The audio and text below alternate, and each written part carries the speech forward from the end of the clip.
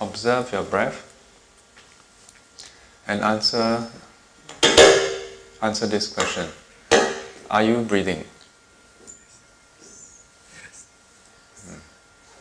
Are you breathing? How do you know that you are breathing? First Zen question of the day.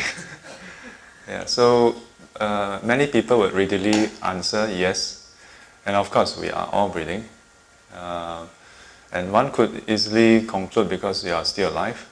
The fact that you heard the question, you are alive, and then because you are alive, you should be breathing. So this is answering by inference. Yeah? Through analysis, through thinking, you conclude that you are breathing. But what if I now ask you, are you breathing in your in-breath? Are you doing your in-breath or your out-breath now? Can you still infer whether it's in-breath or out-breath? Are you able to just think and then know that you are doing your in or out-breath? You can't. Yeah? In the sutta, the Buddha gave instructions to the monks on the practice, anapanasati, the mindfulness of the breath. So, 知息入，知息出，知息长，知息短. Yeah? That to the monks know when you are breathing in, know when you are breathing out, know when you are breathing long, know when you are breathing short. Yeah. So how does one know? It's not through thinking about it, yeah, but by observing the breathing directly. So in the different traditions, we observe the breath through different parts. In some traditions, then we are familiar with observing it at the nose tip, yeah, and the upper lip area. The contact of the breath when it goes in through the nose. For the sitting, try not to breathe in through the mouth, yeah, for practical reasons. If you breathe in through the mouth, tendency is for your mouth and throat to become dry. Then when it's dry, it becomes itchy. Then when it's itchy, you need to cough. Then, yeah, the whole chain. Yeah, it disturbs your sitting. So, as we breathe in, then in some traditions we observe it around the nose area. For some people it is very prominent, but not for everybody. Yeah. There are some who observe it in different parts. So I want you all to now just very simply, don't choose one place, okay? But observe your breath until you hear the bell.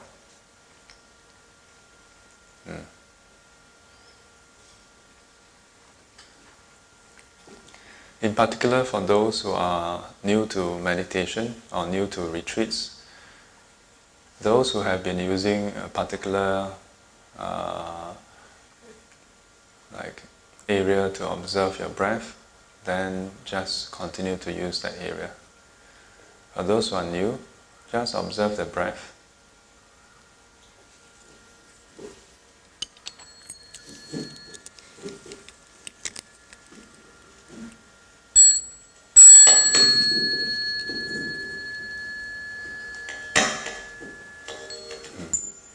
Okay. Stop already. Stop. Yeah. That was not a sitting. Yeah. Did you manage to observe your breath? Yes? Did anybody, not manage to observe your breath yet? Like, I was just warming up then. So, how many of you observe it near the nose area? How many of you observe it in the abdomen area? How many of you observe it in the chest area? Anybody observe it in your toe? No. Or any other areas? Your ears? So these are the three common areas, near the nose, the chest, and the abdomen. Yeah? And in different traditions, different lineages, the different masters would teach different areas. Yeah? I used to think that, then this method is correct, that method is wrong. And some people still think in that way. But the truth is that in all likelihood, the different masters teach different areas because it worked for them. Yeah? Because we are just quite different. So for some people, the nose area becomes prominent quite readily. But for others, it's the chest area. And yet for others, they observe the rising and the falling of the abdomen, and they find that that is most prominent. Yeah? So I want you to remember the area that is prominent for you, and then throughout the day, when you have the sitting, and then in between the sitting, when your thoughts wander off, your mind wander off, and you start to think about this and that, when you say bring the mind back, it means to come back to this breathing sensation that is prominent. Yeah? And let it be an anchor for us. Okay? Now, between the sitting, we'll be doing walking. Yeah? So during walking, you can choose to continue to observe your breath, or you observe your feet. So, don't observe other people walking. Yeah? This is very common in classes and retreats, where sometimes we have participants looking around. How come that person walk like that? Huh? Why so special? Look here, look there. Today is the one day you are free of responsibility. Okay? You are not responsible for anyone. Even if you brought your friend who is a beginner, that's his or her problem. Yeah? Or rather, lie down. Okay, let me change my hand. If you brought a friend to attend the retreat and your friend is a beginner, your friend is my responsibility, not yours. Okay, you by entering the door, then starting the retreat, you are my responsibility, not your responsibility anymore. Okay, so don't worry about it. Yeah. So in between sitting and walking, when you are having a break, observe your breath also. If you want, you can read a Dhamma book, or you can do chanting. Do different practices to quieten the mind.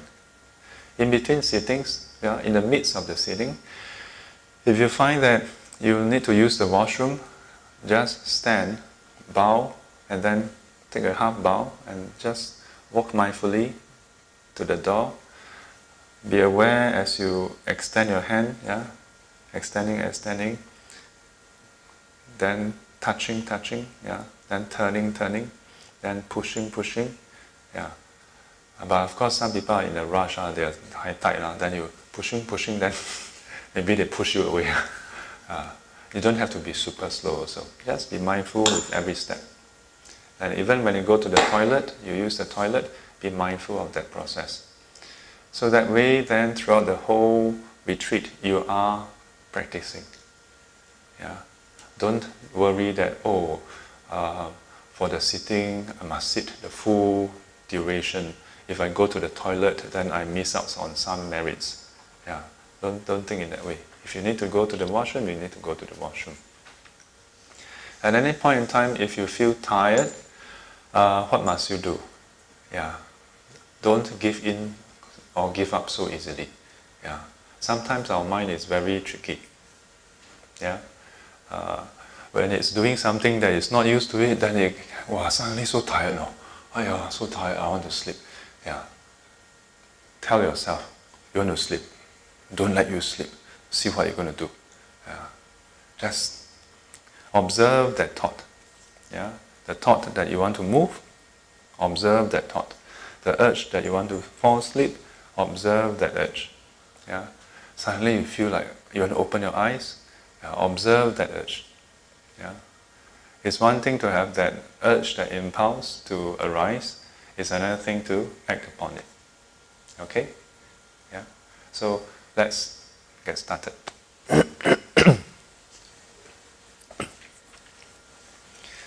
So for those who are totally new to meditation, you can just sit cross-legged. If you if you wish to, you can sit full lotus, yeah, you can sit half lotus, you can sit open lotus as well. Those who are totally new to meditation, you all can come forward and I will show you how to put your legs. Yeah. If you don't need, then you can just sit. Anybody who need to take a look? Don't be shy, come. Okay, come. Okay, so, only 3%, huh? Okay, so the rest of you can close your eyes and start sitting. So this is full lotus. Yeah, so you can try. So full lotus is done in this way. So you lift up one leg and put it on the other thigh, and then you lift the other leg and cross it up. Yeah. Okay. Okay. So if you find that it's a bit, then you can do the half lotus. So half lotus, instead of lifting it up, you tuck it in. Okay. And then you lift up the other leg. Easier. Huh? Okay. So this is the half lotus, and then we have the open lotus. So you just put one in front of the other. Okay? So which is more comfortable? Open lotus? Okay, then you can just use open lotus. Now, final check. When you are sitting, use the cushion or sit on the cushion. And then before you start, do a bit of stretching in front. And when you come back up, keep your lower back upright. Yeah. So let me show you what is upright and what is not upright. So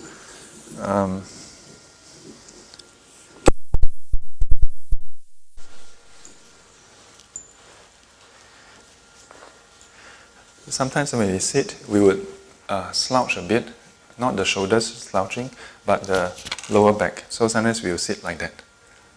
Like that is very comfortable, isn't it? Yeah. So, but if you sit like that, it's comfortable for a while, but for extended duration, then your back is actually hurting. So push your lower back forward.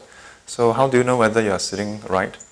If you check your waistline, then it should be horizontal or even slightly inclined forward. Yeah.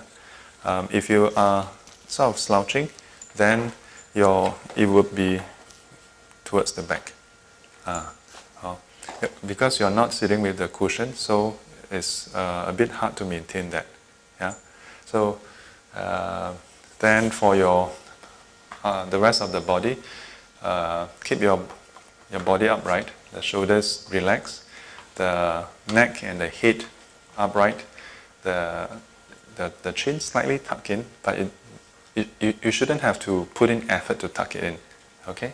Yeah. So it should be just resting. Key thing is not to lean forward.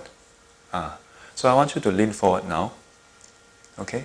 And try to observe how it feels like when you're leaning forward, the rough area, yeah, and sensation, and close your eyes so that you can be aware and know, okay, this is leaning forward. Yeah, because when you're meditating, your eyes is closed, and sometimes over some duration, you may unconsciously lean forward without you knowing. Yeah, and when you do that, when that happens, then it causes strain on your shoulders, and it tends to constrict the blood flow. Yeah, and then you start to become very drowsy. Yeah. So keep it upright. Yeah, and when we sit upright, you shouldn't be tense up also.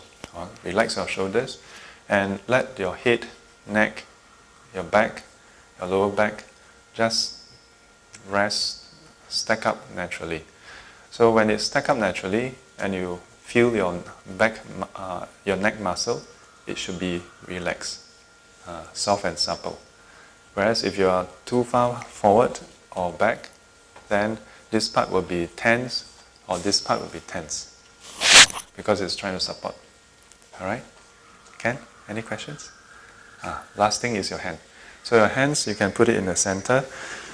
Usually right over left. So, in the Chinese Zen tradition, we put the thumbs together, okay? But we don't have such a restriction. So just relax, because tendency, if you put your thumbs together, you end up unconsciously pressing very hard. So just relax. You can put it in the center, okay? All right, any questions? No? Good.